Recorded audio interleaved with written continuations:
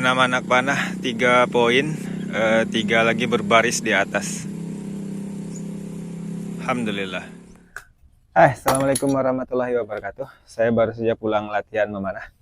Saya mau cerita teman-teman, ini saya bikin anak panah kemarin beratnya sekitar 27-28 gram.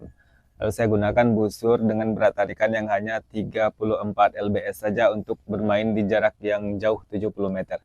Jadi saya penasaran bagaimana cara membuat busur yang berat tarikan ringan dengan anak panah yang bobotnya berat, kita masih tetap bisa bermain untuk jarak radius yang jauh, long distance lah, 70 meter.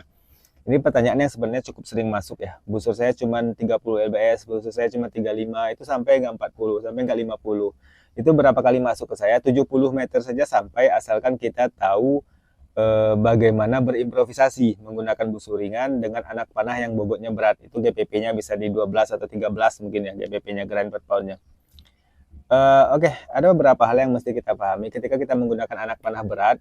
Itu ada kemungkinan yang akan terjadi dengan busur ringan. Yang pertama, anak panah belum sampai target dia udah jatuh. Yang kedua, anak panah rentan melenceng ke kanan karena spine-nya kaku biasanya. Jadi karena bobotnya berat, sebelum nyampe target dia udah jatuh, atau cenderung melenceng ke kanan karena spine-nya itu pasti kaku semakin bobotnya berat. Tapi walaupun ini tidak terukur ya, jadi secara umum saja tentunya kalau anak panah makin berat itu spine-nya semakin kaku. Baiknya tentu dicek terlebih dahulu. Tapi yang mau saya garis bawah di sini adalah bagaimana kita berimprovisasi menggunakan busur ringan dengan anak panah yang berat ini. Kalau kita menggunakan form normal teman-teman, yang artinya form yang biasa digunakan, anchor di sini mungkin, maka ketika elevasi kita angkat itu tidak jarang kalau kita masih berusaha membidik di atas sebelum target anak panah udah jatuh biasanya. Kalau anchor kita di sini biasanya kita harus membidik di bawah daripada target karena busur kita ringan, arrow kita berat. Jadi untuk mengakali supaya sampai elevasinya kita angkat tinggi-tinggi seperti ini, kan gitu.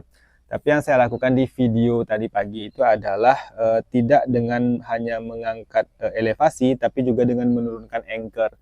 Jadi sehingga bidikan saya masih tetap bisa berada di atas daripada tangan.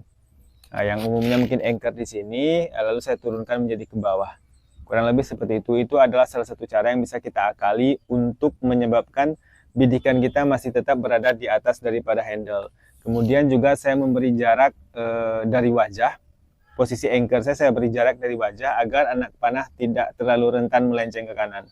Sehingga alhamdulillah dari anak panah yang saya tes tadi 3 poin, 3-nya lagi tidak poin tapi masih sampai kepada target dan masih kena sisi-sisi target, kurang lebih seperti itu. Jadi itu diantara cara yang bisa kita lakukan untuk berimprovisasi menggunakan busur yang berat tarikannya ringan, anak panahnya berat di jarak yang jauh. Kita bisa lakukan dengan menurunkan posisi anchor seperti ini.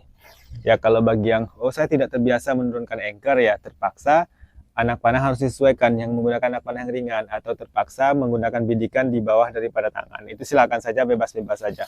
Tapi di video tadi yang saya lakukan adalah menurunkan elevasi dan memberi sedikit jarak dari sisi wajah agar anak panah tetap sampai ke target dan tidak terlalu rentan melenceng ke kanan. Sekian, semoga bermanfaat. Assalamualaikum.